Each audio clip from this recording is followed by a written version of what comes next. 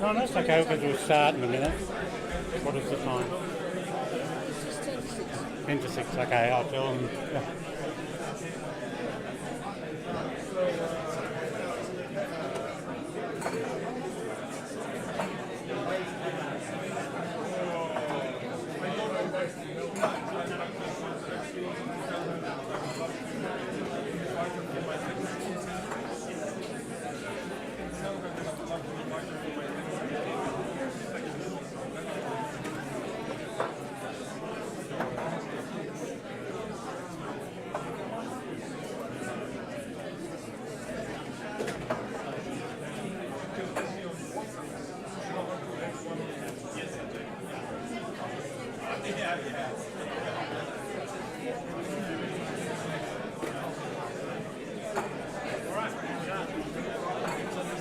We're going to start, Mark.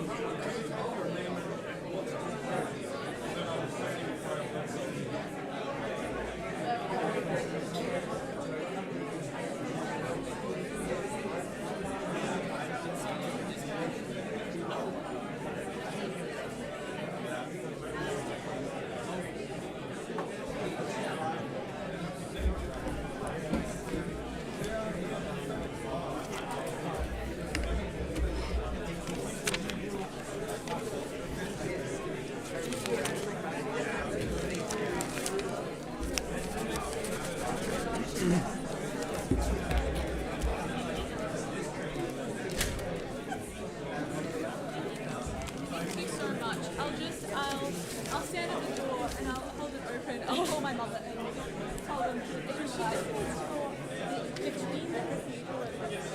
Okay. So, Hillary, I'll do the poll. I'll read the poll baby thing after I do mine. Right? Yes, that's right. So you've got the governor's thing. Got the governor's thing there. Yeah, I'll start and just welcome people on behalf of everybody. Then I'll say welcome from the governor. Yep. Then I'll give my talk, and then invite them, with Paul Babby. Yep. Yep. And then you'll hand over to your Paul Babby is is watching us on streaming. No, he's not. It's too early in the morning. He can. Okay. But he'll watch it at some stage on YouTube. Yep. Thought there'd be more people. Yeah. Well, when they sit down, all the bloody chairs are taken, really. Okay.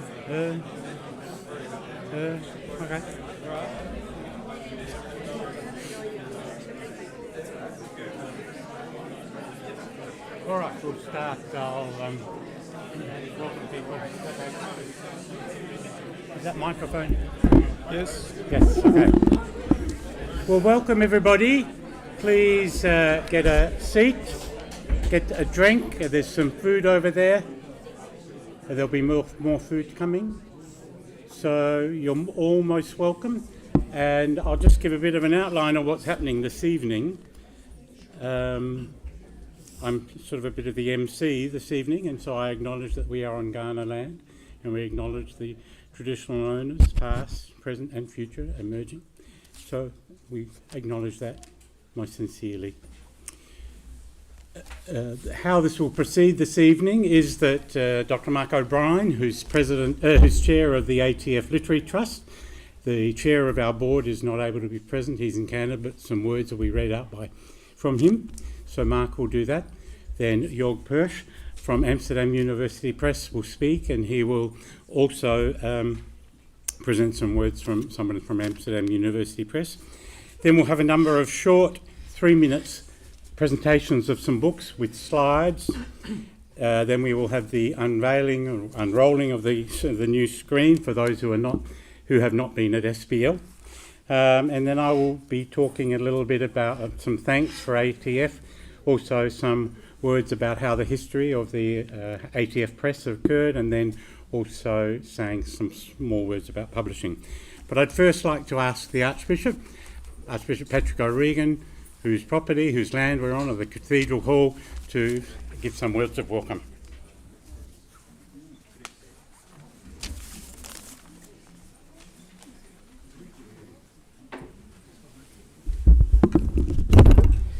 Thank you, Cousin Hilary. I'd love to welcome everyone here tonight.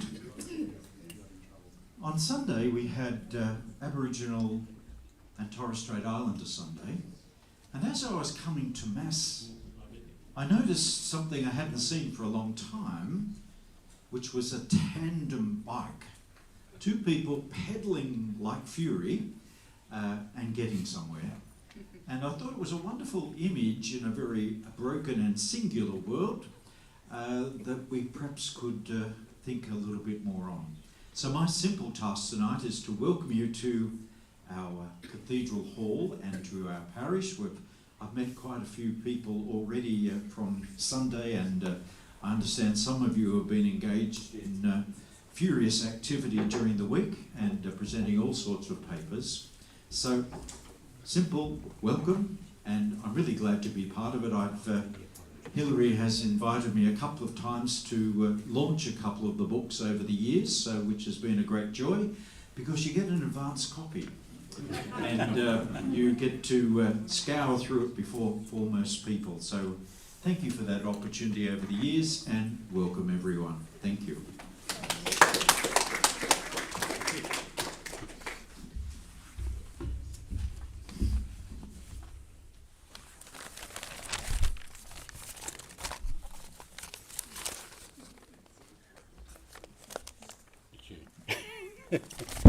I do it after you and York. Okay, so you start. I will do the apologies later. Thank you, and it's an honour for me, Mark O'Brien, to speak to you tonight. Hope you can hear me okay. And we thank you very much for the welcome from the Archbishop. And of course we have a welcome. We're in this foreign country of wonderful South Australia, but we are welcomed by the Governor. And the Governor says, although I am unable to be with you this evening, this is Francis Adamson, I am very pleased to send my congratulations as you mark this important milestone for ATF Press. Over the past 34 years, she notes, ATF Press has built a strong reputation from its basis, publishing works that are read across Australia and internationally. Its acquisitions by Amsterdam University Press, AUP, recognises the success of ATF and marks an exciting new chapter in publishing in Australia, and in particular in South Australia. I also recall my association with ATF Press during my time as Australia's ambassador to China. Isn't that fascinating? Where I saw firsthand its commitment to building international connections through publishing.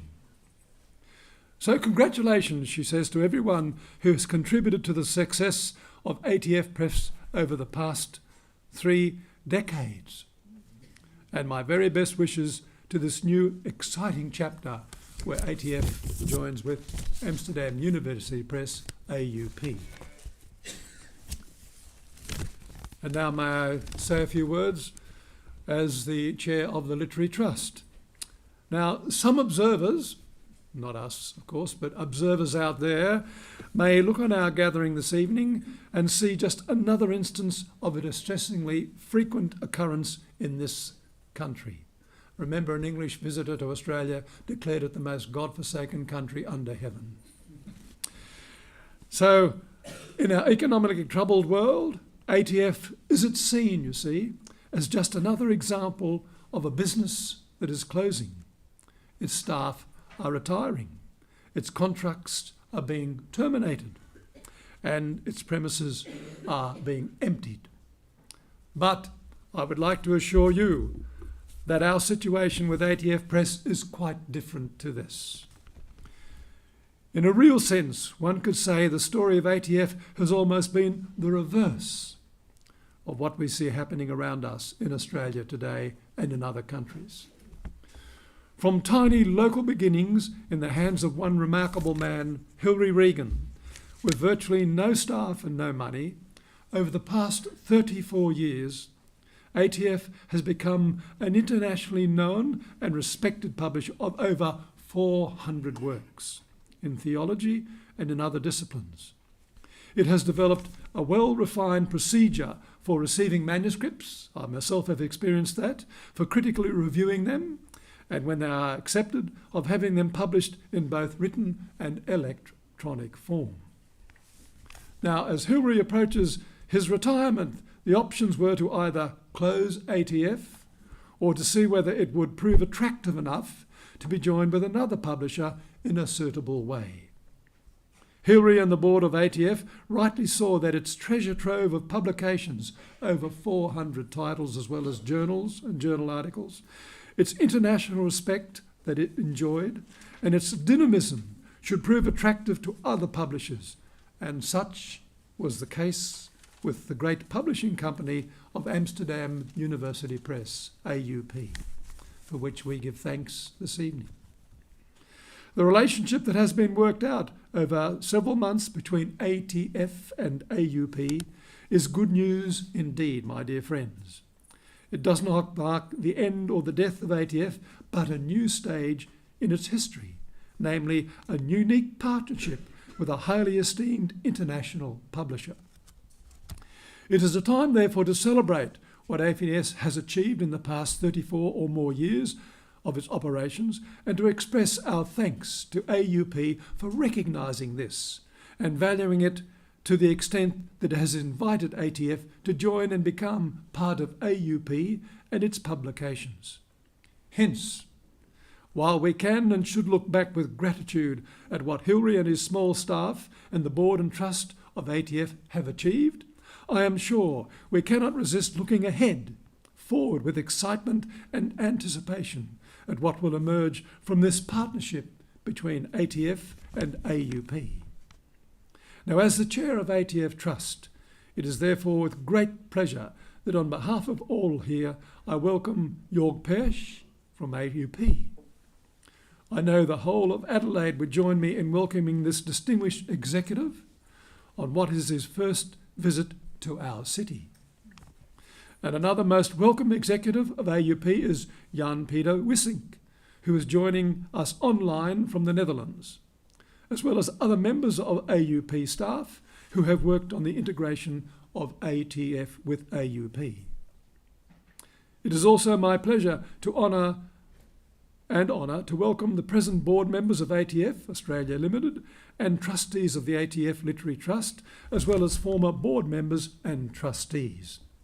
In company with them, we also welcome authors and editors of ATF publications, both past and present, friends and relatives of those and other authors and editors, and those who have supported ATF Press in many different ways over those more than 34 years. And over those years, ATF has had warm support from the various churches in Adelaide, as well as biblical, theological and other bodies in Australia and elsewhere. Some of them are meeting here this week. The Australian Catholic Biblical Association, the Australian Catholic Theological Association and the International Society of Biblical Literature, and we welcome in particular those attending from these and a number of other conferences and meetings that are taking place at this time. And last, my dear friends, but not least by any means, we welcome all those joining our event online or who will be viewing it in due course. And at this point, it is my pleasure also to read the greetings of Paul Babby, the chair of the ATF board and a professor of law at Adelaide University. And Paul Babby writes and says, I am so sorry that I am unable to attend this most significant event in the history of the ATF. As some of you will know, I am originally from Canada. How about that? And my parents, who are both now elderly, still live there in that wonderful country, Canada. I've been there once, magnificent place. So that my own children can spend as much time with their grandparents, and given juggling 2 different university calendars, this is the only time that we could get there for 2 weeks. So, while I must miss this wonderful celebration physically of all that ATF has accomplished over the 34 or more years, please know that I am thinking of you from afar, from Canada, and that I am very much a part of the celebratory mood of this evening. Now, he says, my association with ATF began with an invitation from Hilary to author a short book review of a book to be published by ATF Press back in 2005. That review would be published in one of the ATF journals. But the work I did in writing would form one of the most important pieces of work in my academic career. It became an agenda-setting article in which I would establish my understanding of law and of religion as a subdiscipline within law. And it was published in the University of Melbourne Law Review. It formed the core of what has become known internationally as the Australian School of Law and Religion. From there, my involvement grew, and I would write quite a lot for ATF, and have sat on the board almost continuously since that time, serving as chair on 2 occasions, a role which I continue to hold today as ATF takes this most exciting step in its life. It goes without saying that I have watched with great enthusiasm as ATF has gone from strength to strength over the last 21 years of my involvement of its overall 34-year existence, with over 400 publications and counting. There is no doubt that from small and humble beginnings that ATF has grown into an Australian powerhouse in theological and humanities publishing, and has expanded its impact internationally with each successive year. It should come as no surprise to you or to anyone that ATF therefore rightfully holds an international reputation for excellence in publishing some of the most important Australian work in religious studies, in theology, and in the wider humanities. And it is for that reason that we now move into the next stage in the life of ATF, with AUP recognising the importance of this publishing house and allowing it not only to take the next step, but also to demonstrate just how significant its achievements have been over these past 34 years. Many have gone during that time, but it is a mark of the success of ATF that it has not only survived, but thrived. It is becoming a part of the AUP is a mark of the success that ATF has achieved. There are a lot of thanks to go around for what has been achieved, dear friends, to all those who have served as directors, past and present, some, of course, from the very early years who are now deceased, to the ATF Literary Trust, to the financial assistance in supporting the work of publishing theological and religious studies over the years, thanks to all our many international collaborators for assistance with translations, and thanks to all those who have assisted the work in so many different ways over the years, whether being on a committee or in any voluntary capacity. And of course, over 8 months in 2025, a great deal of work has been done by the directors as we have made progress toward the acquisition by AUP and have signed off on the agreement late in 2025. So I would like to thank everyone on the board for all the hard work that has taken to get us here and those who have been consulted for legal advice along the way. Thank you too to the staff of AUP for their patience and assistance in doing everything necessary for the integration of ATF into AUP, which continues at present with Zoom meetings. We welcome the partnership and collaboration, and we look forward with excitement to all that the future holds. Thank you to those who have assisted us in getting all the necessary files of the backlist to send to AUP, which includes the digitising of nearly 50 titles which were published in the pre-digital era. Thank you also to AUP for all those files to the next step for integration of ATF Press books. It has been an extensive, time-consuming period which is still not complete and not without considerable costs for both sides to achieve this.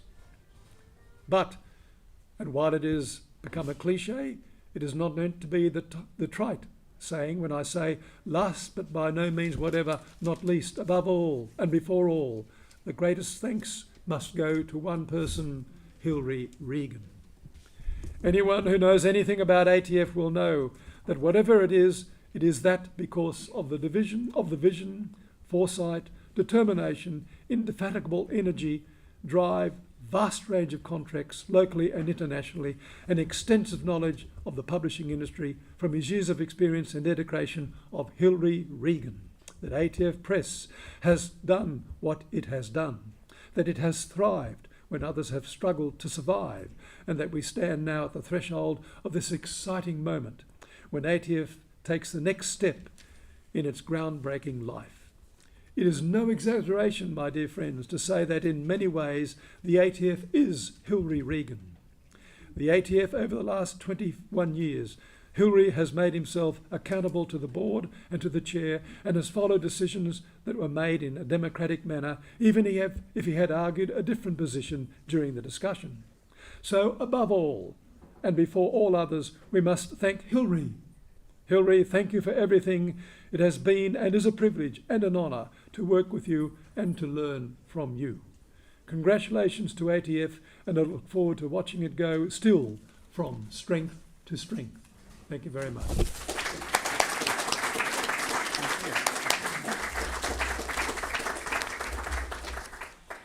I'd like now to invite Mr. Jörg Persch, who I've known for nearly 25 years in various capacities in publishing, to come to the stage, or come to the microphone.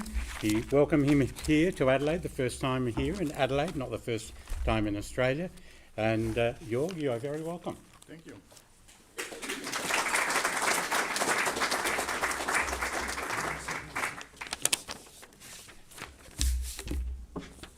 Yeah, I'm Jörg Persch. I'm German, as you all hear.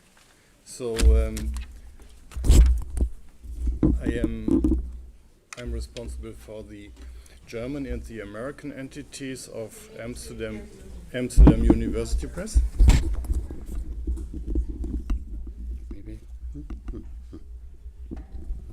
Better? So, okay, thank you. Yeah, as said, I'm Jörg Persch. I'm responsible for the German and the American entities of Amsterdam University Press, and I'm also the managing director of Central European University Press, which is one of our imprints. First of all, I'm reading the greetings of Jan-Peter Wissink, Amsterdam. He is the owner of everything, and actually, of course, my boss. So, yeah, he writes, "Good afternoon, everyone. It's a great honor to address you on this special occasion, even if I very much regret that I cannot be with you in person in Australia today. My name is Jan-Peter Wissink, Executive Director of Amsterdam University Press. I speak to you not only as a publisher, but also as someone with a personal background in theology. That background makes this moment especially meaningful to me, and I know from my own formation how deeply theological reflection, religious studies, and ethical inquiry can shape the way we understand ourselves, our communities, and wider world. For more than 3 decades, ATF Press has built an outstanding reputation for publishing thoughtful, rigorous, and courageous scholarship. Its work in theology, religion, ethics, history, social justice, and dialogue has made an important contribution to academic and public life in Australia and far beyond. At Amsterdam University Press, we feel a strong kinship with that mission. We believe that academic publishing is about more than producing books. It is about creating conversations across disciplines, cultures, and continents. It is about preserving intellectual freedom, encouraging critical thinking, and ensuring that important ideas reach readers around the world. This acquisition is therefore not the end of one story, but the beginning of a new chapter. We want ATF Press to retain its distinctive identity while benefiting from a broader international platform, expanded digital capabilities, and a worldwide network of authors, libraries, and academic partners. Our ambition is not to change what has made ATF Press successful. On the contrary, we want to preserve its character, strengthen its position, and help its publications reach even more readers. The questions addressed by ATF Press authors about theology, faith, ethics, culture, history, and the future of our societies are questions that concern us all. By bringing together ATF Press and Amsterdam University Press, we create new opportunities for collaboration between Australian and European scholars and with scholars around the world. I would like to thank the authors, editors, reviewers, and supporters of ATF Press for the trust you have placed in us. We are committed to being careful custodians of the remarkable legacy of what you have created. On a personal note, I would like to express my sincere appreciation to those whose dedication, wisdom, and commitment have made this moment possible.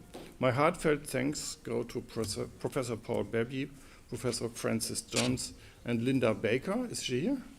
Yeah. Where is she? Hi.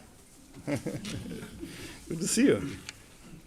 We know each other just from the screen, so it's very nice to see you.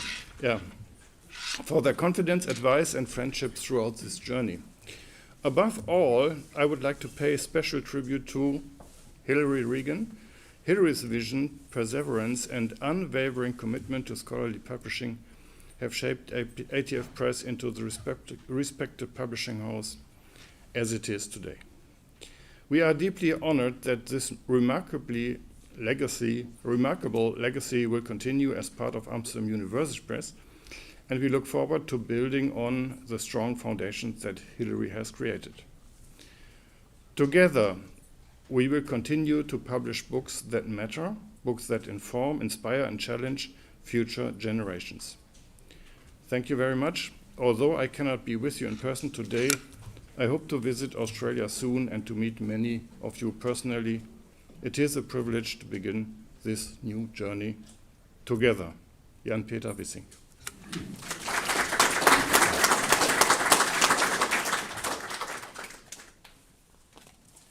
Yeah, well, I continue with some words from my own.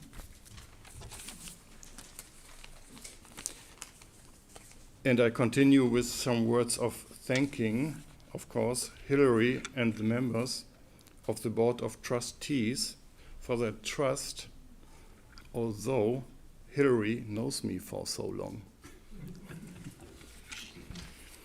ATF and AUP merge. Who cares? Given the size of our enterprises and in relation to the scale of our industry, it's the marriage of two mosquitoes. But these mosquitoes can bite. Our imprint, Central European University Press, is proud to be declared enemy of the current American administration. because of CEU's, Central European Universities, and CEU Press's founder, George Soros.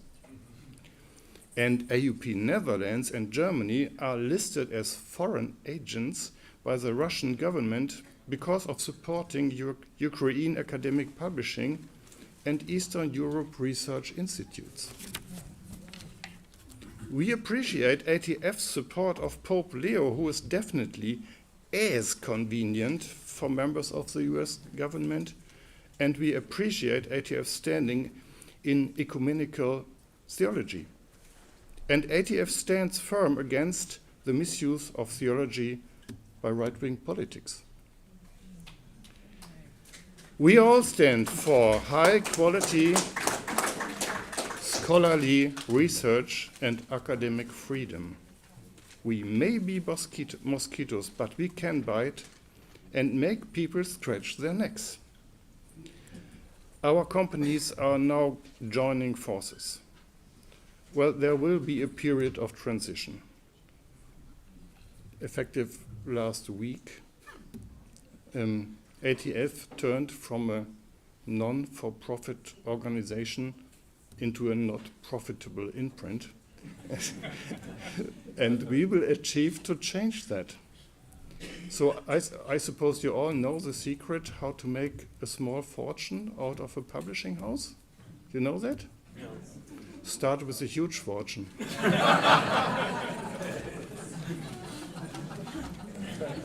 So, but we're really confident. We will look forward together, and there is a common future. And this is not a funeral. This is a marriage. You say goodbye. I say hello.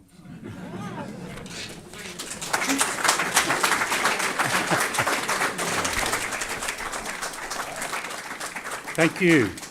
Please continue to help yourself to wine and food and so forth, and we will have a short break after we've had the next presentations. Before I read out the apologies for tonight, I'd like to join what Mark and Jörg have said about the significance and importance of this event. I welcome those here who are in Adelaide for the SBL.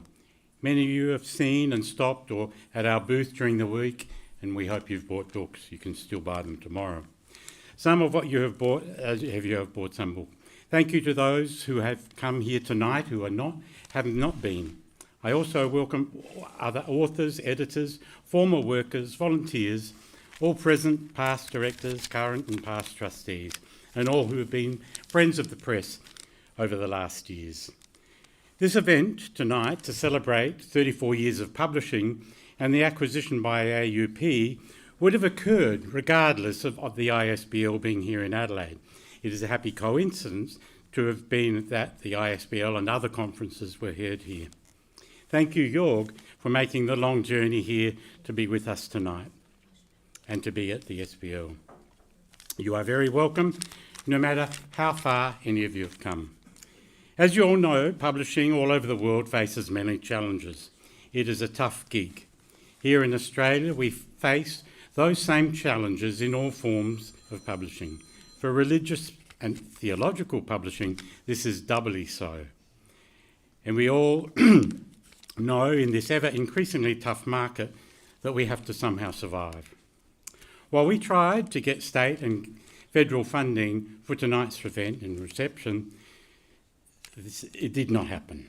The ATF Literary Trust, who did contribute to this event, has contributed to this. And as public officer of the Trust and on behalf of the Trust, I'd like to acknowledge and congratulate those who were successful in getting government funding for the 2 ISBL receptions.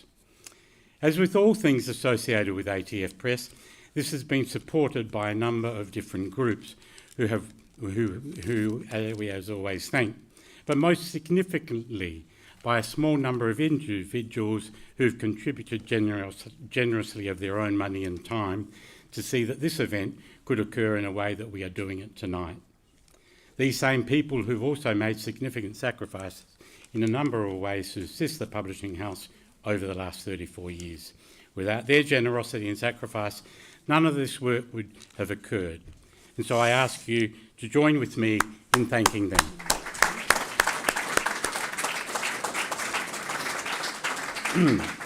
I've received a number of apologies from former directors and chairs of the ATF from its various iterations.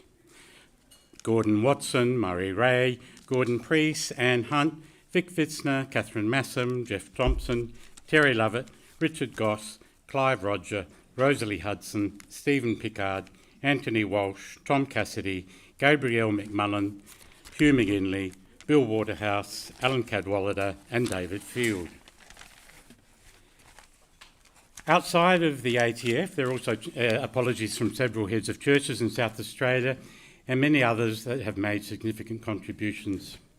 And I'd like to read just a few of these. From Gabriel McMullen, who many of you would know, Deputy Vice-Chancellor of the University of Divinity and who was a board member and chair of one of our editorial boards for a journal.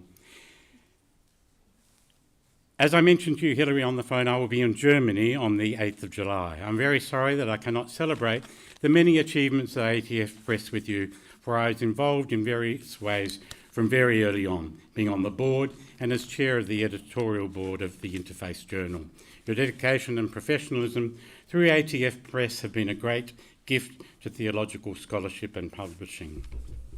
From Alan Torrance, Emeritus Professor at the University of St Andrews, who's the son of J.B. Torrance and nephew of T.F. Torrance, with whom I undertook my postgraduate studies in systematic theology in the 1980s. It is with enormous personal regret that I cannot be present today to express my appreciation, admiration, and indeed personal gratitude for Hilary for the work that ATF Press has done over the last 34 years, and congratulate him and all those associated with the acquisition by AUP. We first got to know one another in the 1980s, when he was an exceptionally able and deeply committed student. I think there's a bit of hyperbole there. Remarkably, even at that stage in his career, his convictions, energy, vision and determination led us to organise what was then, and still is at present, the largest single-themed theological conference ever held in Australasia. It brought together a large and extraordinary number of scholars and thinkers, including Gustavo Gutierrez, Jürgen Moltmann, Elizabeth Moltmann Wendell couldn't come because she was ill, Janet Martin Soskis, J.B. Metz, but he was sick and couldn't come, John de Gruchy, Daniel Hardy and many others, generating memorable debates, discussions and intellectual exchanges over a 5-day period in Dunedin, New Zealand. What is more, through Hilary's sustained commitment, hard work, integrity and above all his quintessential collegiality, his gift of bringing people together and inspiring them to contribute, that conference became the first in an important series of international gatherings in Adelaide and then here in Australia. These in turn led to significant publications, lasting scholarly collaborations. All of this was achieved while he was still a student. I could say much more. Suffice to say, I'm profoundly grateful for Hilary's friendship, and it's been a particular joy to reconnect with him in recent years. What has struck me most is the qualities I admired in him then, decades ago: his Christian common good, his energy, intellectual seriousness, generosity, collegiality, etc. I won't go on. There's too many accolades. From the former president of Les Éditions du Cerf in Paris, a Dominican publishing house. Dear Hilary and dear friends of ATF Press, I'm very pleased and happy to send a kind, fraternal and professional thank you to Hilary and to ATF Press for our collaboration over many years. We did a number of translations from French. They took some of our books. During some very happy years, we met often in Paris, at Frankfurt Book Fair or elsewhere, once even here in Australia, and sometimes with other publishing houses connected with the Dominicans through the Society of Dominican Publishers, said. They were always very good times working together. The collaboration was profound and was always excellent, full of mutual respect, goodwill and confidence. We were all aware of the very good job made by Hilary during these years. We thank you very much for that work that we did together over many years, and we say best wishes to Amsterdam University Press, to the inheritance of ATF Press, Eric de Clement, OP. Finally, from Jacques Arnoux, who works at the National Space Centre in Paris.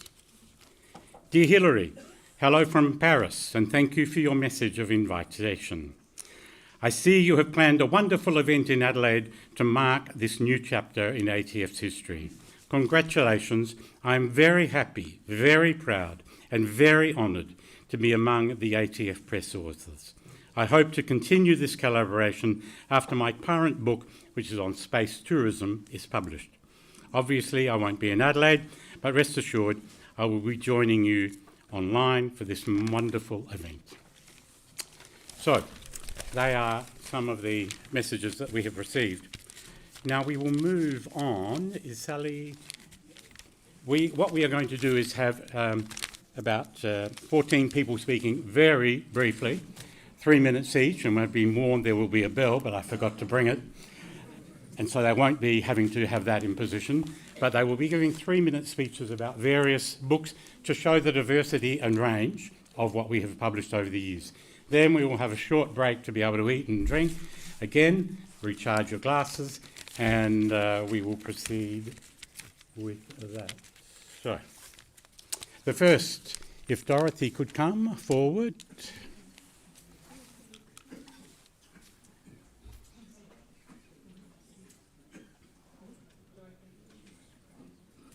Dorothy Lee is going to speak about this book, which is called For You I Study, For You I Work, For You I Live, For You I Am Ready to Even Give My Life. Essays in honour of Frank Maloney. And Dorothy was a contributor. Oops, sorry. 3 minutes. Thank you very much, Hilary. It's a pleasure to be here today and to commend this little booklet which Hilary edited and managed to get together in an incredibly short space of time. It consists of a number of essays in honour of Frank Maloney, and some of these were spoken things, such as the eulogy at his funeral, the funeral mass, the eulogy at his burial the next day, and the sermon by Archbishop Tim Costello, himself a Salesian, who had come over especially for it. And in addition to that, there are several articles or essays, short ones, by people like Bishop Mark Coleridge, Professor Gabriel McMullen, myself, Mary Collo, and the last word, of course, to Frank himself, not post-mortem, but from a lecture in 2022 that he gave. So it presents something of Frank's life journey, particularly his academic journey, as a scholar, as a priest, and it also it involves personal reminiscence of people such as Mary Collo, one of his doctoral students, her reminiscences of him. So we see Frank from a number of different perspectives that capture something of who he was and who he still is for those of us who remember him and who continue to read him. And I'd like to conclude, if I've got a few seconds, 20. with the last paragraph of the homily at his funeral mass by Archbishop Tim. We thank God that we have been blessed with the gift of Frank's life, his love and his faith. We know that we are all better people because Frank has journeyed, at least for a time, with us. May we never give up on the challenge of faith and discipleship which Frank has helped us to grasp more fully. As this challenge is Father Frank's gift to us, our response can be our gift to him. I commend this book. Thank you. As I say, this vignette of various books is to try and show the breadth and depth of what we've done over the years. Some books have been standalone books like that. Other books have been in series, and we'll be having a presentation of a number of them. One of those series is a Dominican scholars collection, and the person who that was is a Suzanne Noffke, who wrote on Catherine of Siena. And the person who will be speaking about this is Gabriel Kelly, OP, who herself has been one of our editors over time. Good evening. The Racine Dominican community and their late sister Suzanne Noffke have given us in these essays a trove of resources. It's to be expected that Suzanne, top scholar and interpreter of the mystic Catherine, would produce historically informative writings. I think there's a further reason for valuing this collection. It's spiritually enlivening. Catherine is famous for many kinds of good works, caring for the sick, making peace, telling the Pope what he should do. But Suzanne confirms Catherine's priority, God-given, was to convey to others some sense of her living experience of the divine indwelling and all she knew about the way to God. As we all find out, there are huge challenges along the way, times when the bare bones of tired belief or hope, even hope against hope, are simply not enough. Times when one is disturbed by the utter incomprehensibility of God, and one longs for something that might experientially enliven trust. As the ancient prophet lamented, "Truly you are a God who hides yourself." Closer in time, it's reported the great Jesuit theologian Karl Rahner, acutely uneasy knowing that no word or set of words, no image, is remotely adequate for the divine mystery, yet paradoxically pleaded with God for a word of consolation. "Whenever I think of your infinity," Karl prayed, "I am racked with anxiety. You must adapt your word to my smallness. You must make your own some human word, for that's the only kind I can comprehend. Catherine, centuries earlier, recognising the same gulf and paradox about words, had written a similar prayer, page 18 in the book. And perhaps the divine mystery in her own depths responded by awakening within her the life-generating symbols and ancient archetypes, that captivating imagery for which she is celebrated. It's precisely on that count that this book may also be spiritually enlivening. For thanks to Suzanne Noffke's extraordinary perceptiveness and gift with words, her rendering of what Catherine understood from God seems to retain traces of the freshness and immediacy of Catherine's own, albeit unspeakable, experience of divine encounter. Suzanne's words, too, are charged with power to effect. To refresh your own sense of the divine indwelling everywhere, intimations in this book may have something to offer.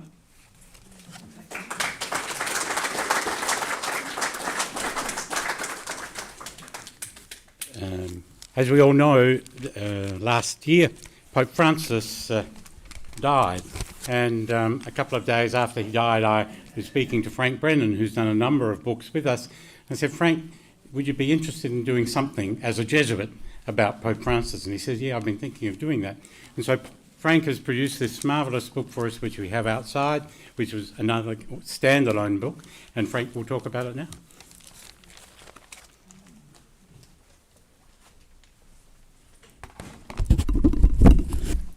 Good evening, everyone. Great to be with you. I was in Sydney the other day, Hilary, with Michael Kelly, my friend and long-time Jesuit, who was on your board. He sends congratulations and best wishes. As you've heard, Hilary asked at the time of Francis's death whether I'd be interested in writing something. I calculated I had addressed about 2,000 Catholic teachers around Australia in the few months before his death. And I realised two things. The teachers loved Francis. The second thing was they didn't have a clue what he'd ever said or written. And I was worried that no matter who the replacement might be, that a lot of the thrust and dimension of Francis would be lost. And so I worked with teachers at John 23rd College in Perth, and we put together this book, which includes questions for students and teachers at the end of each chapter. There's even a QR code at the end of each chapter, so you can see the author discussing these sorts of issues. Basically, there's no doubt that Leo is a true Augustinian wanting to seek unity, and he's having to discern to what extent do we maintain the positive thrust of Francis, and to what extent do we reduce that in order to establish unity. I was delighted with the cover of the book. It portrays Francis washing the feet on Holy Thursday. As you know, usually the priest the Pope washes the feet of 12 priests who have already washed their feet in a basilica. Francis went to a prison. He washed the feet of laity. He washed the feet of women. He washed the feet of those who are Muslim. And it's a great image with students in a school. You simply show them that image and they get it immediately. And so I think as a book it works in that regard. I dedicated the book, if I might quote,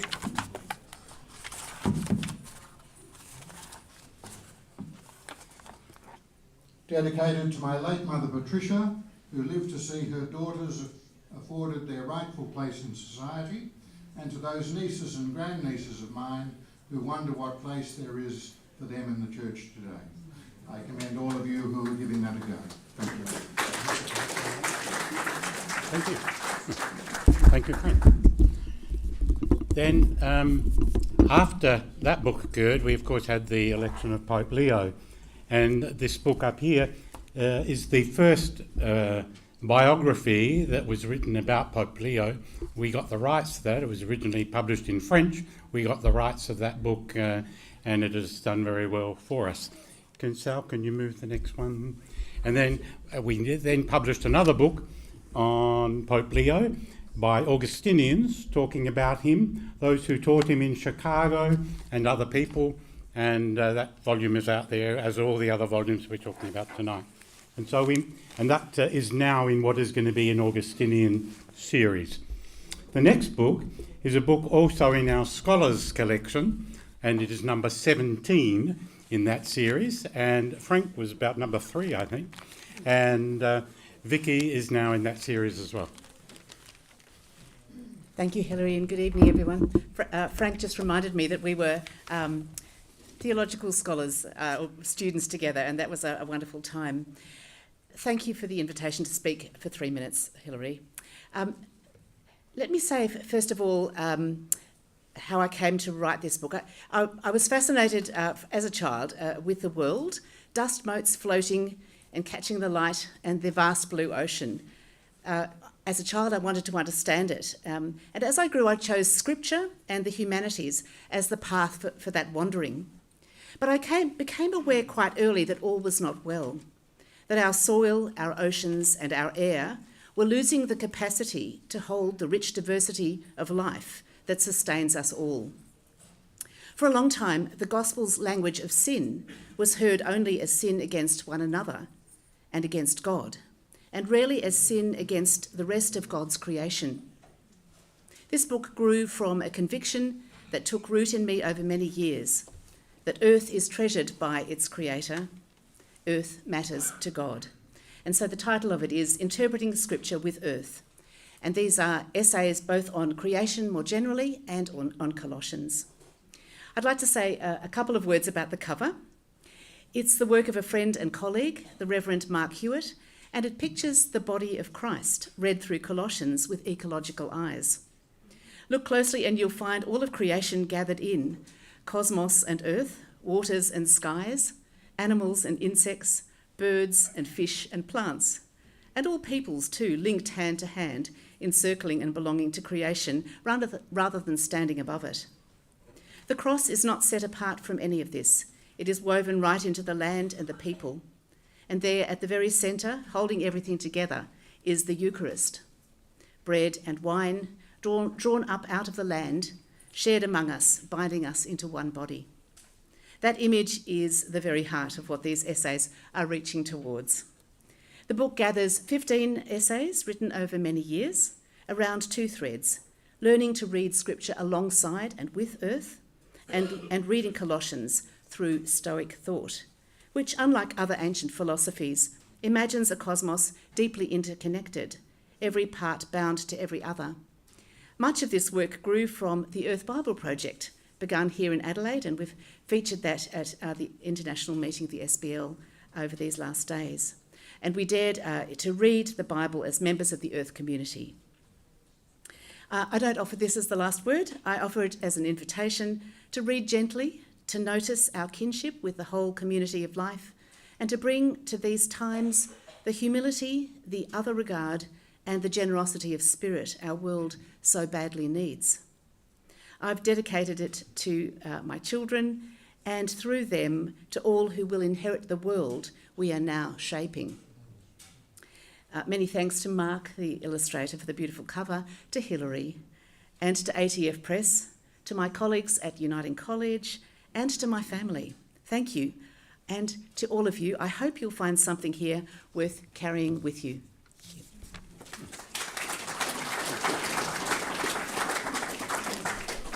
I don't think Ann Patel-Gray is here, is she? No. Well, just move on. We established a new series a couple of years ago on decolonising the biblical narrative. She and Norm Harble. Ann Patel is an academic who's working in Queensland. Norm is here. There are now 6 volumes in that series. And if Ann is not here, we won't be able to speak about that. So we will move on then. About 3 years ago, I suddenly got an email from someone who was a colleague of Tony Kelly, who many of you would know, and it was about 700 files, and they wanted me to publish them. and so it was an enormous task of trying to put these together in different volumes. And Michael Kelly, Redemptorist, who was a colleague, will come and speak about those.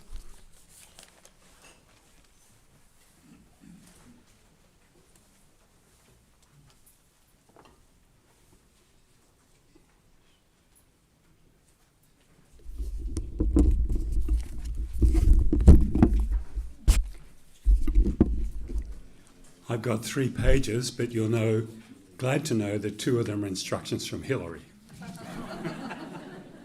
So ATF has performed a service to the community by publishing and republishing significant authors. One of these was Anthony J. Kelly, Redemptorist, generally called Tony. He was the author of more than 20 books and numerous articles. He was also a confrere, friend, and mentor to many theologians and scholars. Tony was an original thinker and wrote not only about theology, but also engaged with philosophy, scripture, and literature, including poetry and music. The first book I want to speak about is An Exegete and a Theologian, Experiencing God in John's Gospel, first published in 2003 and by ATF in 2026. Tony and Frank Maloney, whom we've already heard about, were friends and colleagues, with both concluding their academic careers as professors at Australian Catholic University. It's easy for disciplinary specialists to remain within their silos, but not at all common for interdisciplinary collaboration. However, drawing on Bernard Lonergan's method in theology, they read and write about experience, understanding, judgment, and decision-making as they encounter the incarnate word as expressed in the fourth gospel. The second book, The Resurrection Effect, Transforming Christian Life and Thought, intriguingly begins with a foreword by the eminent biblical scholar and writer about religious life, Sandra Schneiders, whose order, interestingly, was co-founded by a Redemptorist priest, Father Louis Florent. So again, we see an intercongregational connection. Tony and his Redemptorist confrere Brian Johnson were both deeply concerned about the import of the resurrection for moral and systematic theology. However, in this book, Tony turns to the French phenomenological philosopher Jean-Luc Marion to enlighten us about the concluding event in all 4 Gospels. We have strong theologies of the Incarnation and the gift of the Spirit, but there's a need, Tony says, to focus on the resurrection as a phenomenon that requires further exploration, which is why it is designated as a saturated phenomenon, in which we need to re-immerse ourselves to begin to understand. And engagement with Tony's thought about the resurrection is an invitation to tolle lege, take and read, and so be enriched.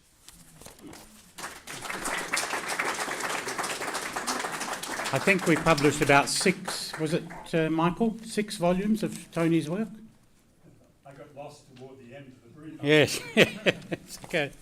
All right, and so we move on to another volume, which is in the Scholars Collection, Valiant Woman, which Anne Elvey will refer to. Thanks, Hilary. Thank you. So, Elaine Wainwright was a good friend and mentor for myself and a few other people in this room, and a colleague of many others. And in some ways in a similar vein to Vicky with the ecological hermeneutics. So I'm just going to run through, perhaps it's a little bit about the scholarship, but we'll see how we go. One of the significant aspects of the late Elaine M. Wainwright's contribution to biblical scholarship, especially for an ecological hermeneutics, is her adoption and adaptation of the concept of habitat as an interpretive key. And this is particularly apparent in her 2012 article in the Journal of Biblical Interpretation, which is one of just 20 writings by Elaine collected in this beautiful volume, A Valiant Woman, Words of Wisdom for the Sake of Transformative Action, co-edited by my colleagues, Elizabeth Dowling, Veronica Lawson, who couldn't be here, and I think I saw Robert Miles somewhere up the back before, and brought to fruition through the dedicated labour of Hilary Reagan and his team at ATF Press. Taking a chronological approach, A Valiant Woman charts the movements in Elaine's thought from second wave feminism back in the 1970s, 80s, early 90s, from second wave feminism through ecological thinking, healing narratives, and post and decolonial hermeneutics. These are interwoven with the socio-rhetorical, and I've always found that word a bit tricky too, methodology she favoured, and which she enhances through a loving and critical ear to lands, seas and skies as she comes to write of the ecological texture of texts. This volume shows Elaine based in Oceania as an international biblical scholar of the Gospel of Matthew, her text of choice. We see too that her work on healing moves us into each of the canonical Gospels. Alongside the rich heritage of Elaine's critical biblical interpretation, feminist thought, and ecological hermeneutics held in this retrospective volume are the legacies of Elaine's commitment to mercy and to the possibility that biblical hermeneutics can open pathways for transformative action here and now. So thank you to my co-editors and to ATF Press for bringing Elaine's work together in A Valiant Woman. And as I close, I also want to honour Elaine's colleague, Sione Havea, who passed away suddenly in April. There is a session in his honour concurrent with this event. So I just wanted to remember Sione as well. If you want to hear more about the beautiful cover, can you stand up, Liz? Please go and ask Liz. Thank you.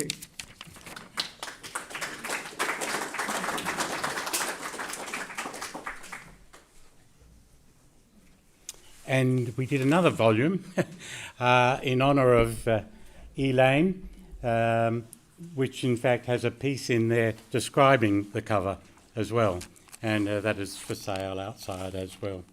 And so we move on. We have another series, and not a collection, but a series, the Josephite series, and Mary Cress will come and speak about that.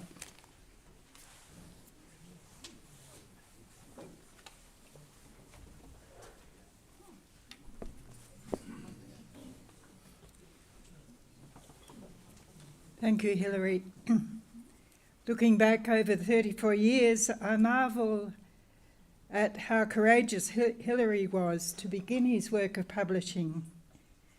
In the 1990s, with computers, the internet and desktop publishing threatening the industry, his decision seemed risky, to say the least, especially as he aimed to publish theological works in Australia for an international audience. Without church backing or financial security, founding an independent Australian theological forum was a bold vision. That he succeeded is a testament to his determination, as we've heard. We warmly congratulate you, Hilary, and your board on this achievement. I remember Hilary approaching me in 2012 when I was writing a history of the Sisters of St. Joseph in ministry with Aboriginal peoples in Australia. He explained that he'd already produced Marist works in a series and was looking to provide a similar Josephite series. Negotiations were made with our leadership, and in 2013, God's Good Time was launched at the ACU in Strathfield by the then Governor-General, Dame Quentin Bryce. And since then, at least 8 other books have been added to the series by different Sisters of St. Joseph. 4 of them are mine. In line with the ATF's mission to connect Christian theology with other disciplines, These works express a deep spirituality rooted in relationship with God and a commitment to social justice inspired by Mary MacKillop and Julian Tennyson Woods. They offer historical information, spiritual insight and personal challenge. They blend thoughtful scholarship with practical everyday wisdom. Like Mary and Julian, they find God revealed in ordinary life, even in children's books, such as Bob's the Dog, where Mary's companion, and Mary MacKillop had a dog, and so he became, in his doggy way, a sign of God's presence in all of creation. So on behalf of the Sisters of St. Joseph, I thank you, Hilary, and all those who have worked with you. Through change and challenge, your dedication, integrity and care have shaped lasting relationships and meaningful work. And as the company now transitions into new ownership, the strong foundation built over 34 years will continue to guide its future, and that legacy is something no sale can ever diminish.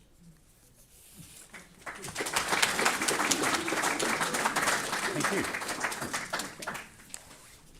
That cover, by the way, is done by an artist who was an artist in residence at the Adelaide College of Divinity, Yvonne Ashby, who's an apology for this evening, who did about 6 or 7 of our covers over the years. And this is the latest book, not actually in the series, but about Tennyson Woods, who was co-founder of the Sisters of St. Joseph. Now we move slightly on to our non-religious publishing.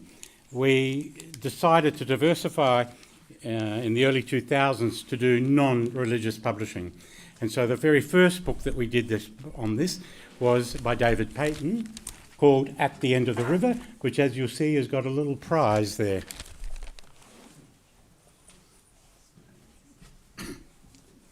Thank you, Hilary. This book is, and I don't want you to be misled by the title, this book is about a basin, and it's about the people of Australia. And the basin is the Murray-Darling Basin, and it covers 1/7 of Australia. It's sometimes described as a food bowl for the country, but that's largely achieved by extracting water from that basin. Now, the waters that fall within that basin run through a number of tributaries and then go out to sea at the Murray mouth. At the Murray mouth is a magical place. It's known as the Coorong, and just up from it, the lower lakes. And if anyone knows something about ecology, rivers die from the mouth upwards. Now, this book is written by a scientist and scientists.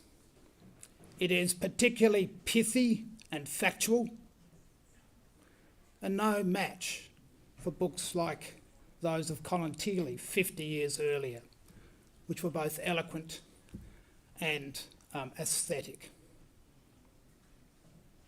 But both and all books highlight the need to protect this wetland of international significance, the drought refuge for southeastern Australia's waterfowl. It was in trouble in the 1980s because the water being extracted to make the food bowl was greater than what could be tolerated. The one wetland in the whole Murray-Darling Basin happens to be the Coorong and lower lakes that does not get an allocation of water. It gets what's left. We had a millennium drought, and in the 2000s this system started to collapse, but it was collapsing 30 or 40 years earlier. The Australian government decided it would do something about that. We had a Murray-Darling Basin plan brought in about 2012, a bit after this book was published. This was giving you the baseline, showing you the changes taking place during the millennium drought. The Australian government decided it would return water. It had a whole lot of scientists decide how much water should be returned. It was between 3,700 gigalitres and 6,700 gigalitres, a bloody lot of water. The Australian government, the 3,700, was the minimum needed to have a chance of having a healthy Coorong going forward. The Australian government, the people of Australia, decided, no, we're not going to do that. The food bowl, making money out of the water in that system, is far more important to us. Bugger the next generation. They opted for 2,700 gigalitres. And 13 years later, they still have not delivered those 2,700 gigalitres.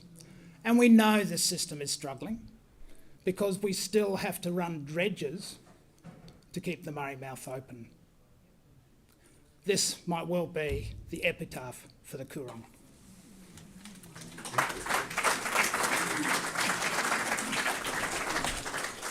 David's book was launched at Adelaide Writers' Week. For about 10 years, under a different regime, we were able to have books launched at Adelaide Writers' Week, and David's book was very successful there.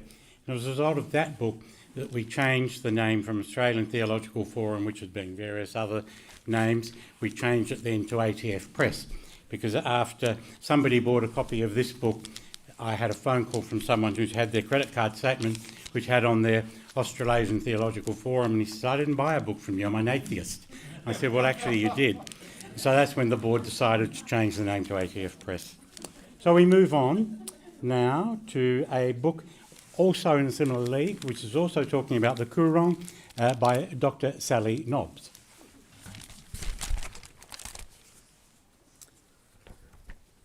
I'm supposed to talk to you about the book I co-authored, Spiridium in the Wilderness, Custodians of Crawford.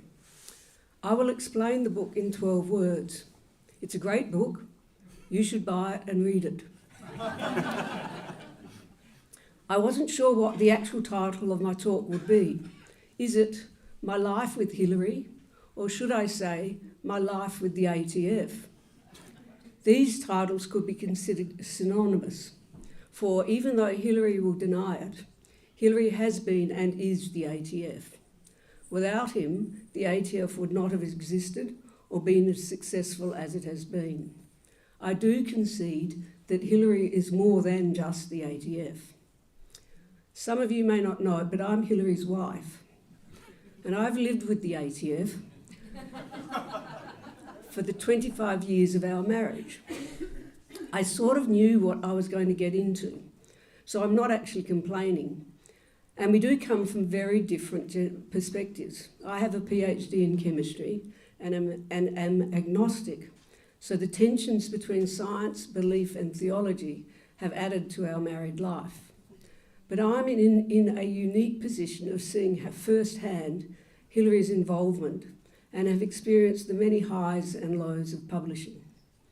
I have seen his creative passion for pursuing projects and seeing them reach fruition, his joy when there have been a successful book launch, his intellectual rigour and extensive knowledge, and his pride in presenting ideas and concepts to a wider audience, including building relationships with people and institutions overseas. Conversely, I've also seen the stresses associated with running a small business and dealing with the mundane. I have lived with him the countless hours he has spent maintaining this complex publishing house, the lack of downtime, and the fact that he hasn't had a day away from the office or his phone since I've known him. He said recently that the two things he will not miss the most is the day-to-day running of a small company and dealing with disgruntled customers. But however, it is Hillary's drive, energy, vision, dogmatic determination which has resulted in over 400 books and journals being published. And I have seen up close and personal the effort, the concentration, the commitment and the sheer willpower that has driven the ATF. Hillary will also deny it and may not like me saying it, but from my perspective, this is his vocation, steeped as he is in the Dominican tradition, the order of preachers. He trained to become a priest, but has lived his calling by becoming a publisher. The acquisition means that Hilary can stop doing the boring stuff of running a small business, but can continue to be involved in doing what he loves and is called to do. And in this, I will continue to fully support him. I am so very thankful that, by the grace of God, Jan Peters and Jorg, through the Amsterdam University Press, has been able to see the value of the ATF to theology and publishing, and have worked tirelessly to see this acquisition occur, so that all the ATF backlists of titles will still be accessible and be available into the future, and that the ATF name will go forward. I'm also extremely grateful that Hilary will still be involved as a commissioning editor, partly because I'm not sure how he would cope without any new projects to keep him intellectually alive and engaged. So in some ways, I'm being a bit selfish. I am so proud of him and what he has achieved, and that this isn't an end but a new chapter in both the ATF press, but also in Hilary's life.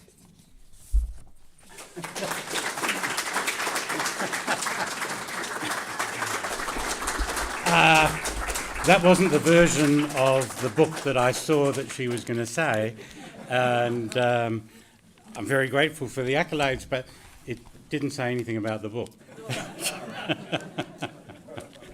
And so we move on. Jeff Rishworth, who was on our board, his son James, who is studying in Leuven, doing criminal law, international criminal law. His son has produced a book for us, a very interesting book, which Jeff will speak about. But Jeff was also involved in other projects with us as well over time. So Jeff.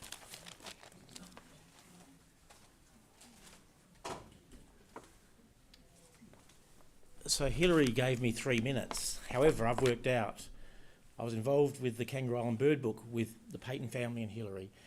That's another 3 minutes. I was on the board. That's another 3 minutes. My son is a visiting scholar at Amsterdam University. That's another 10 minutes, I think. But I will keep it to as close to 3 minutes as I can.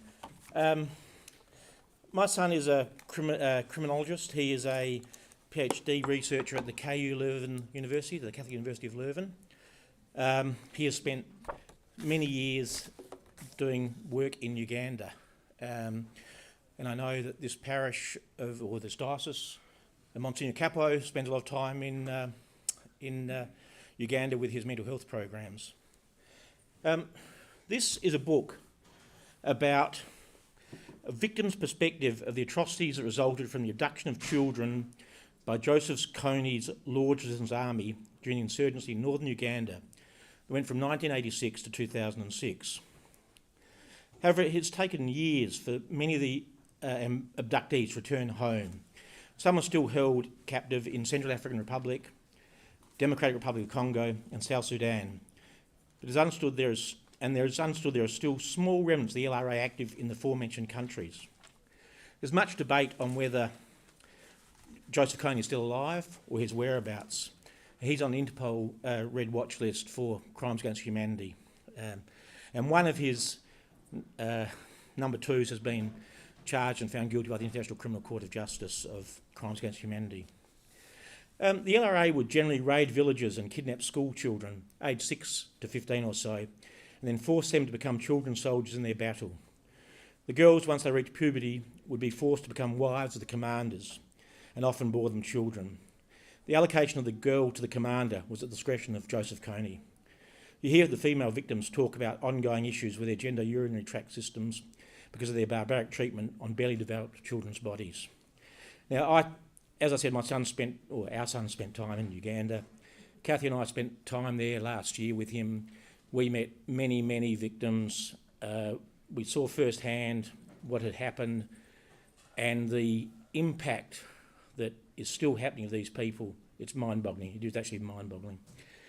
Their captivity was brutal and violent, with long-fought marches, often with abductees bound together by a long rope that forced movement even if they were not capable. If they couldn't keep up, they were punished by death. It was quite simple.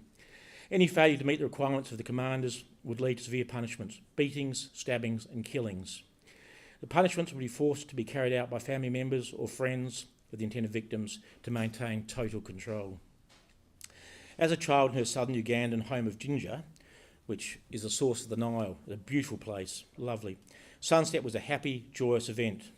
But the book's title, With the Sunset Came Fear, is a chilling reference to Stella's experience in captivity once she reached puberty and she became a commander's wife.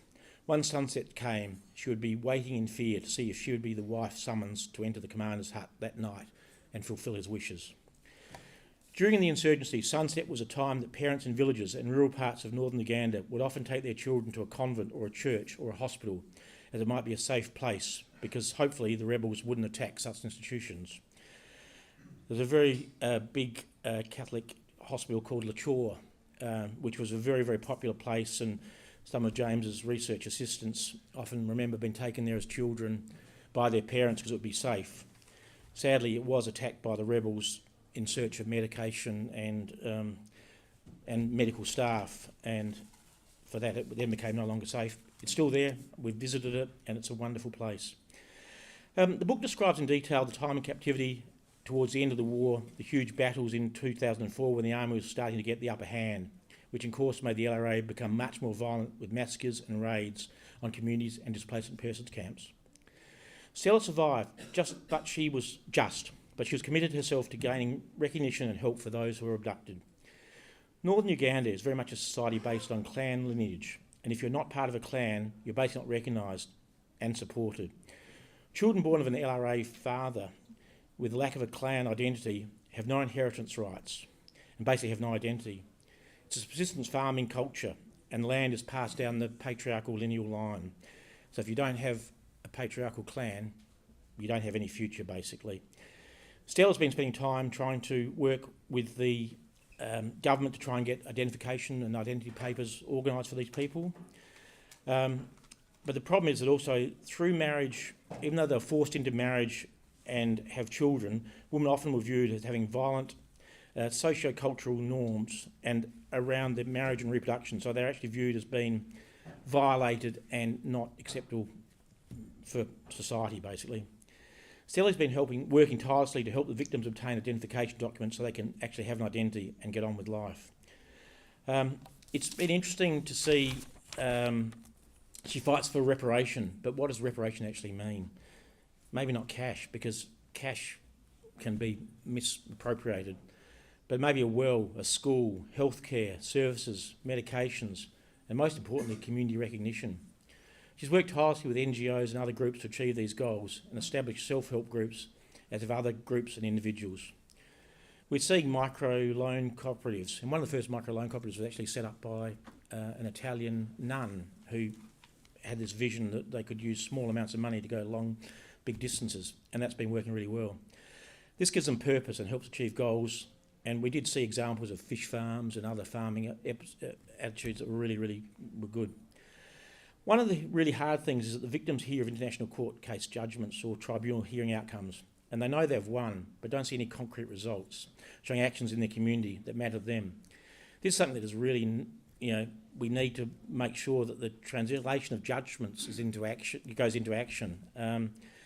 And that's one of my son's big things with his whole research. He's interviewed over several hundred victims in his time, and that will be his, I suppose, main focus of his PhD thesis, which is going to be published in the next couple of months. After meeting Stella last year, having dinner with her and with many other victims, we felt this story had to come out, and so we helped get it with Hilary. We helped get it into a publishable stage. The timelines were desperately short because Amsterdam University Press was taking over, but we thought if we didn't get this story out there and didn't make sure it happened now, it might never happen. And so I thank Hilary very much for getting this out with us on a way. We hope that people will find it interesting. It is a fascinating, dark time in history. It is a really interesting, we just don't understand. So Joseph Kony worked in the name of the Lord. Whew, if that's the name of the Lord, we've got a problem.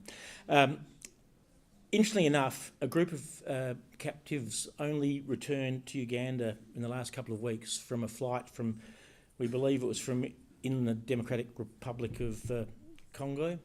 So they've been held now, so what are we, 2026? It's 20 years after the battle finished. But there's still fragments of the Lord's Resistance Army who are still trying to keep these people enslaved and imprisoned and under control. I thank you for listening. Sorry about the time.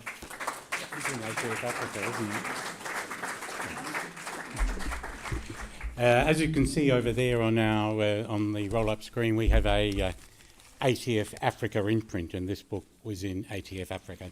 We move on now to, once again, the diversification of what we were doing. One of the initial things always from the beginning was that we were interfaith, interreligious and ecumenical. And so in the Scholars Collection we have a volume on the Quran by, it doesn't come off very well, but Francis, who Jorg and Jan Peter referred to before, who's one of our directors, will speak about the book. Hello. The book is called The Die of God, and written by my father, who passed away in October last year. And the Die of God is an allusion to a line from a surah in the Quran, which is referring to, well, if you go back to the 70s and think of tie-dye T-shirts, the various intensities of colour in a tie-dye T-shirt, that's the way that God permeates our lives. So when I started reading this again for tonight, from the cadence of the writing, from the lyricism in the choice of words, I could hear my father's voice. It brought him closer to me again. Now, this is, of course, useless to you because you didn't know him, but what I can assure you is this book is written from a personal perspective. He's a devout Catholic who writes about the Quran. So he's writing from the point of view of an outsider. So it helps us understand what the Quran represents and what it's trying to get across. There's a reference there to what the Quran encompasses. He talks about there being cognitive dissonance, being a Catholic, schooled in the Bible, reading sacred text that is structured completely differently from the Bible. For example, it's not narrative, it's a whole series of interweaving allusions. So what helps us is this summary of what's there. There's theology, there's jurisprudence, there's mysticism, but also poetry. And there's a passage there where he talks about a cleric reading one of the surahs, and he stops to repeat a line 4 or 5 times, and that's the moment when my father gets it. It's poetry, it's literature, it has a theological message, but he realises it's meant to be read, it's meant to be spoken out loud, and that's the transformative element of it.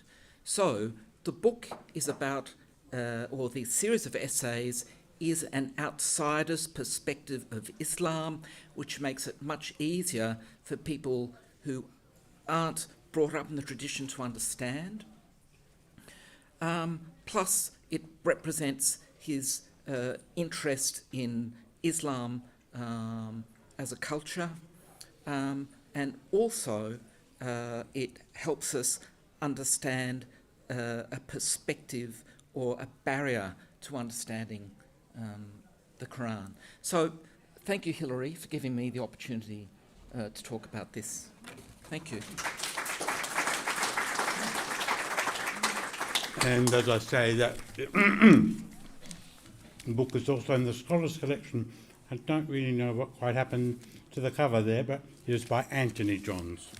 And now we move on to a number of volumes that we have been doing in Indigenous Studies by Duncan Reid. Haven't we got that? No. Yeah. There we go. Okay, thank you. Thank you, Hilary. And I want to thank Hilary for urging me to bring this collection of essays and poems together, and also for his patience in the long time some of them took to reach us in finished form. And I have to say, I want to thank this place, Adelaide, for where I lived for 11 years in the 1990s, for opening my eyes to some of the issues in this collection, and also for the authors of the various pieces. And I especially want to acknowledge, Naomi Wolf, who persuaded a number of her friends and colleagues to write contributions to this collection, and my postgraduate student Daniel Kislyakov, who took some of these ideas and presented them at a seminar in Poland a year or two ago, and that's what really started this process going. So it's a bit of a mixed bag, but the two big interrelated themes that run through these pieces are, first of all, the feelings of grief, bewilderment, anger, and sheer inevitability following the defeat of the Voice to Parliament referendum in 2023. And I chose this cover, by the way. My wife, Fiona, is also a potter, among other things, and this is one of her sculptures from a number of years ago, and it seemed to me to sum up some of those feelings. So that's one theme. The second, and this is really from some of the non-Indigenous contributors to the volume, including myself, is the need to stop and listen to Indigenous voices as an essential component of the task of doing theology in this country. Not just to listen, but to feel these voices. So there are two different styles of writing. Some are more academic in style, and other pieces are much more experiential. But each of them, in its own way, is a call to stop and sit by the fire and listen. Feeling, not just with our ears, but feeling the red sand under our feet, breathing in the smoke from eucalyptus leaves, hearing the wind in the treetops, and seeing the night sky. That's all I want to say about this book, but I'd be very interested to hear your comments in due course, if you have any. The rest is in the book. Thank you. And we move on. There are just two more books and then we'll have a break, and we can have more wine and food. Sarah Black, who is the archivist for the Anglican Diocese here in Adelaide. We did a book in commemoration of Archbishop Keith Rayner. We've got the wrong book there. There we go. There he is. Thank you. Leadership in a Time of Change discusses the legacy of a figure of really towering stature within the Australian Anglican Church, and that was Archbishop Keith Rayner, who died at the beginning of last year.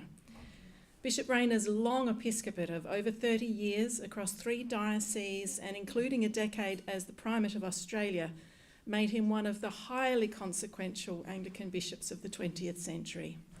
And his guidance of the Church through a time of great and honestly accelerating change was steady, it was eagle-eyed, and it was unwavering.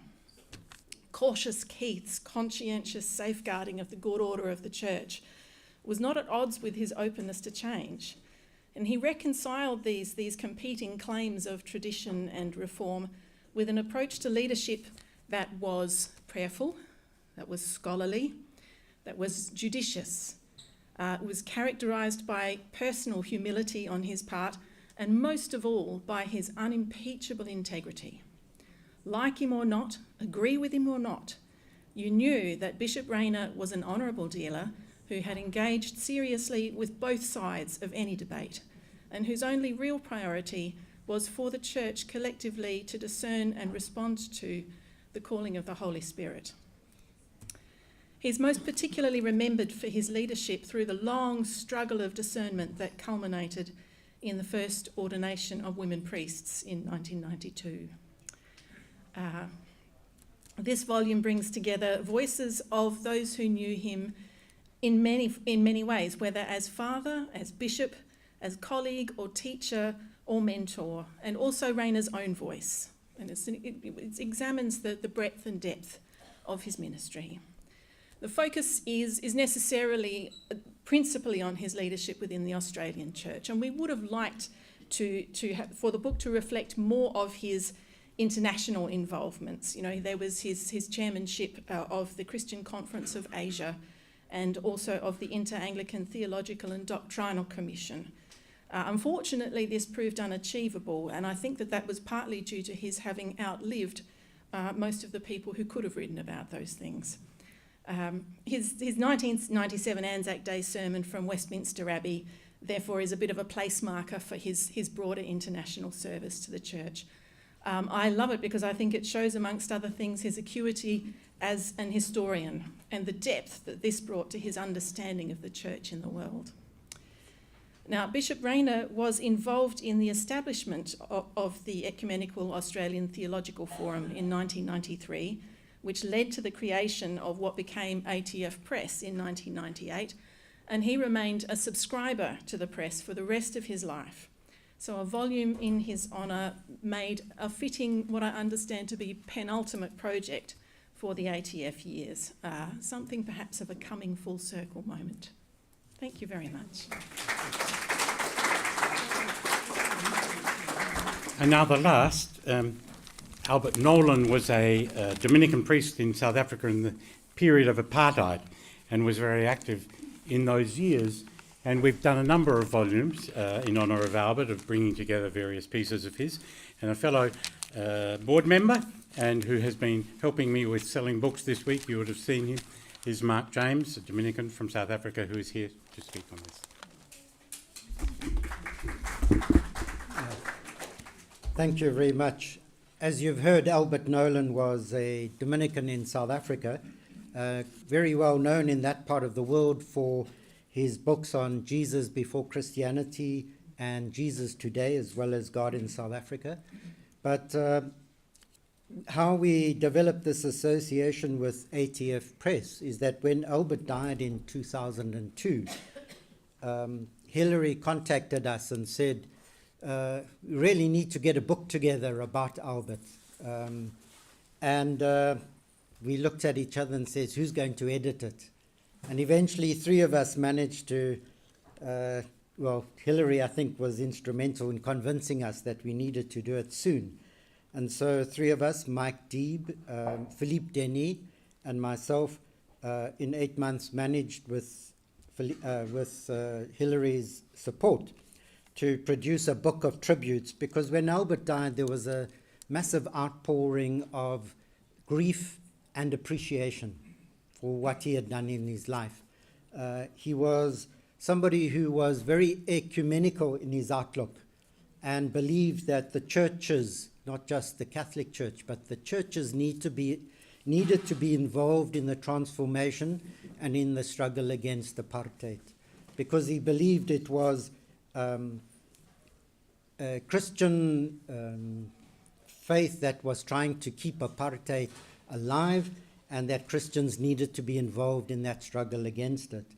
And he dedicated his whole life to that. In his writings, in his preaching, he often saw himself, he was trained as a Thomist and studied at the Angelicum in Rome, and he felt that theology needed not just to be an intellectual exercise, but truly had to have effect in not just Christian action, but political action, that Christians needed to be involved, stand shoulder to shoulder with others who are not of faith in order to fight against a terrible injustice in South Africa at the time. And the book that has been produced, we produced the other one, it was called Reluctant Prophet, and sort of detailed it was a sort of collection of a number of peoples. I can't remember how many we collected in the end. 54 people prepared some sort of tribute of not more than 3,000 words across a vast spectrum of churches, atheists, all sorts of activists, trade unionists, giving tribute to Albert. And then we felt that with this book, Albert Nolan, in his own words, we would try and take some of his lesser-known works, other than those published elsewhere, and was essentially published in South Africa and not known to a broader world, a broader audience. And so that is in this work. And it's organized chronologically so that you can see how Albert developed his theology over the years. He was very inspired by Gustavo Gutierrez, especially in relationship to the See Judge Act and the Cardian understanding of how to be a theologian. And he developed that over the years, recognizing how after democracy in South Africa in 1994, how important it was that your theology needs to move with the contexts. And this book tries to show how Albert progressed as a theologian. He wasn't just a theologian, anti-apartheid theologian. He recognized how there was a need to be also involved in not just political transformation, but economic transformation, personal transformation. There's another work that we've also published called Being Compassionate Contemplatives, where we tried to gather together some of his more contemplative writings with a particularly Dominican influence, but about engagement with the world, that we needed not just to be contemplatives, but compassionate contemplatives interacting with the world in which we find ourselves. And towards the end of his life, he became more and more convinced that the new context was not just political or economic, but was ecological. And unfortunately, he wrote some works, but not much. He didn't write much around that idea. But we've tried to include some of the papers in that book that sort of showed that development of changing contexts for theology. So I encourage you to look at those books, to recognize that it's a South African contribution, and we thank Hilary, because if he hadn't been chasing us to get that book done, nothing would have happened. So thank you very much, and yeah, thank you for this opportunity. So there's a bit of a snapshot of the diversity and range of what we've done over the last 34 years. Jorg and Linda will now unveil for us. Those who've been at SBL will have seen this logo, but Jorg will turn around one of them, and Linda will turn around one of them here. Linda is the deputy chair of the board, and so you will see the new logo. You will see the new logo and the banner, which and 1, 2, 3. 1, 2, 3. Yep. And we'll take a short break. There are wine glasses here with the new logo on it, which you're all invited to take one. We'll have more food and drink, and we'll just have a very short break while you pick up a glass and have a toast. While we are Sally put together The Sun Never Sets on the ATF Press Empire. We all know that from the British Empire days, the sun never set, but that gives all of the different countries where we have had contacts either through authors or through distribution or whatever, and so the sun never sets. I always used to think it meant that the sun never set meant that it would never end, but of course it means that the sun does not literally set. So please help yourself to a glass, and I will shout out in a few minutes and we will finish off.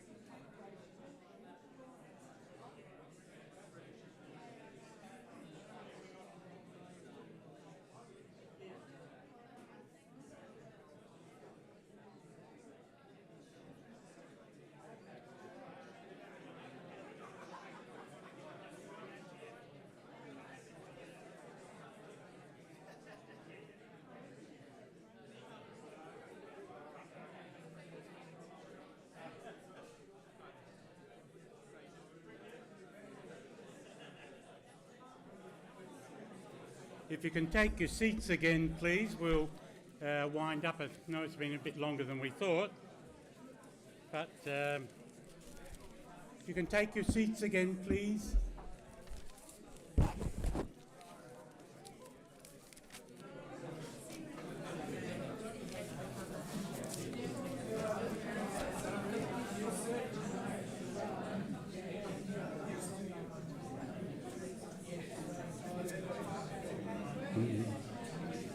If you could take your seats.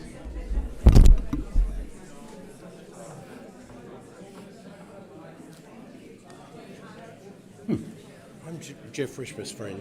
Oh, from the right. States. Oh, okay. Really enjoyed it. Great, thank you. Thank you very Thank much. you. We might be in touch. Okay. If you could take your seats, the SPL people are going.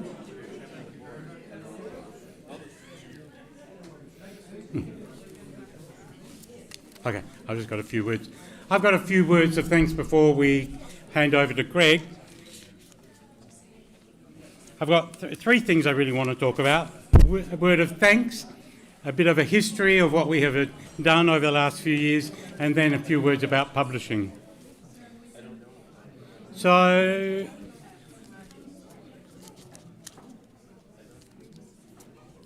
please take a seat.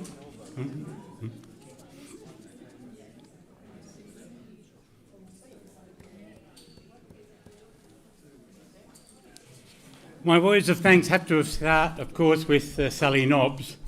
She's endured many things, and she said about most of the things that I was going to say, which she said when she was really supposed to be speaking about her book, and was a bit of embarrassment. So I'd like a full round of support, and thank you to her.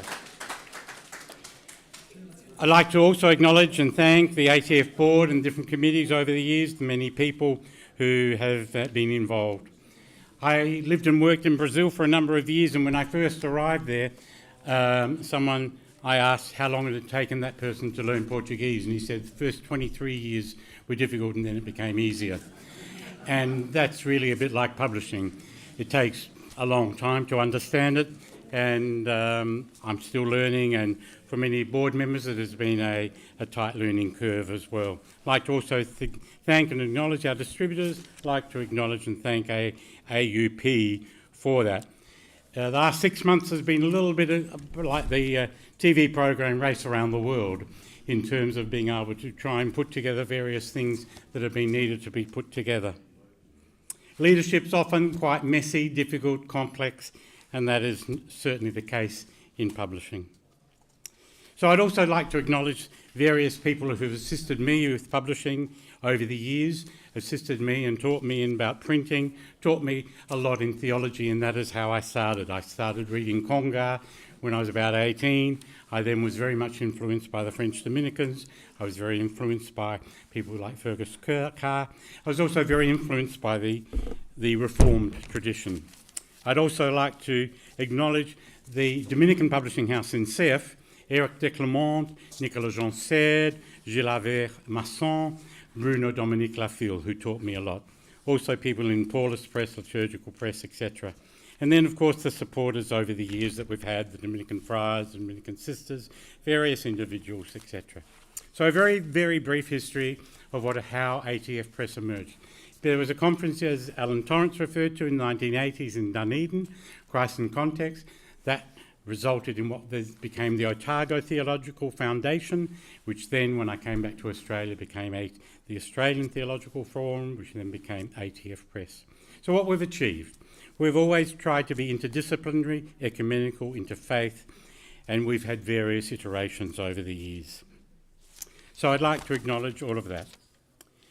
Just very briefly then about publishing. Publishing, in my view, has always been something which is disruptive.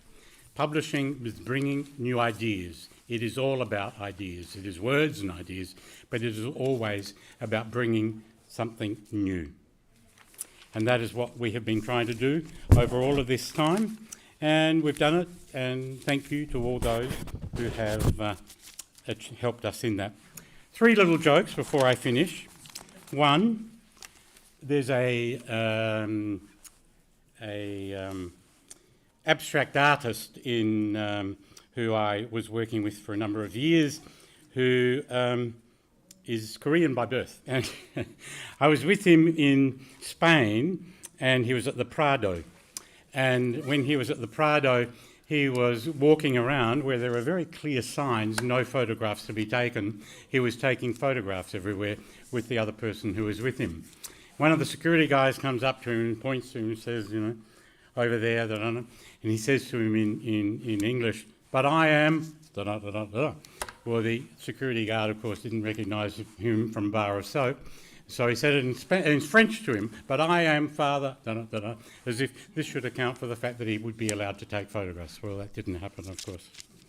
Second one is a time when I was, after we did the translation of Yves Congar's Vatican II diary, Nicolas Janset, this famous French publisher over many years in the French province, he, the night when I presented the book, and he found the book on his desk, we went out to dinner and we had snails and champagne. It was a very long evening, and at the end of the evening he said to me, "Now I know you are a serious publisher." And so the third one was when I was in China with a delegation of Australian publishers, and there was 4 of us up on the stadium. There's about 400 or 500 publishers, and there I was there with some of the doyens of Australian publishing. And because ATF Press is the first in the alphabet, I was asked to speak first. And so I was introduced by this Chinese person whose English was obviously his 3rd or 4th or 5th language, and he introduced me as a very intelligent and articulate person. And so therefore, the other publishers are looking at me thinking, what? I had to get up and try and say something, and I sort of acknowledged my other colleagues there and said, "We are all very intelligent and articulate." So there is a very brief history of what we have done, and I would ask Greg to give a few words of thanks.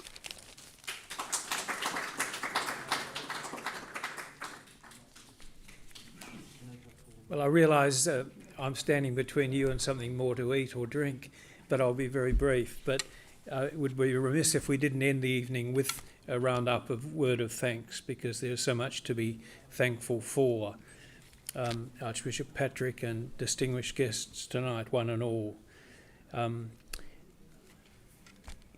You've given us in these contributions tonight, these small contributions, just an insight into the enormously valuable contribution that ATF has made to Christian and academic scholarship in Australia over these last 34 years. This will, of course, continue under the new banner of AUP, and we thank AUP, Jorg and your colleagues, for their willingness to pick up the works and the ethos of ATF and secure the future of this publishing genre. When Hilary contacted me some time ago about tonight's event, and I replied and I said that the ATF was an amazing testimony to the power and the might of the printed word. A power for good, particularly when in so many instances it related to formation for mission. Tonight is a testimony to the perils of running a publishing business with so many manuscripts having business cases, I suspect, that can only be described as anemic. Somehow or other, 400 books have eventuated, and they've seen the light of day, indeed a light to the world. So these works have added to the building of civil society, to our understanding of the signs of the times, and to our ability to read them, and to more just and compassionate world. We've had wonderful examples of that tonight, to a deeper understanding and realisation of our own spiritual being. And so, on a very positive and grateful note, as we conclude this evening, I wish to finally acknowledge and thank Hilary and his colleagues over the years for this magnificent contribution to scholarship and mission in this country and beyond. Words cannot convey what a debt we all owe to you, Hilary. Well done and thank you. It is a wonderful example of vocation. And I'm sure that the spirit of the ATF will live on in each of us in the days and years ahead. Thank you.